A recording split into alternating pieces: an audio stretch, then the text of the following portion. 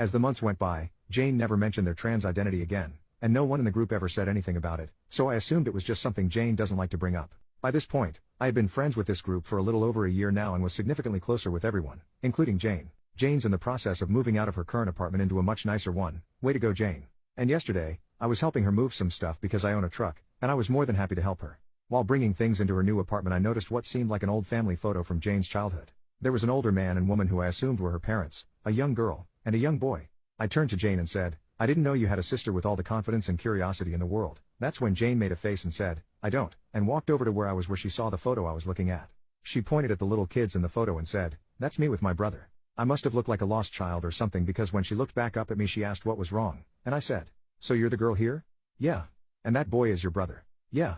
By this point, I was really confused because Jane couldn't have been older than 5 in this photo but still looked like a little girl. So I finally asked, "Sorry if this is too personal, but what age did you transition?" That's when Jane now wore a confused look on her face and said, "What are you talking about?" At this point I was genuinely curious, still not understanding what was really happening, so I said, "What do you mean, what am I talking about? I know it's none of my business, but you just look super young here. How old were you when you transitioned?" Then Jane just smiled and said, "Rilo, do you think I'm trans?" I answered with a very unconfident, "Yes." Then Jane asked why I thought that. Then I told her the story about the comment our friend made at the bar. It had been months since that specific hangout, and how she didn't deny it, and how no one ever brought it up again, so I didn't want to. At this point, Jane was on the ground dying of laughter and I felt so embarrassed. Luckily she didn't take offense and thought it was hilarious, even immediately calling one of our other friends to let her know I thought Jane was trans for the majority of our friendship. So moral of the story, gender is a spectrum and don't take gender jokes at face value. And if you're ever confused about someone's gender, just ask, it'll save you a lot of embarrassment.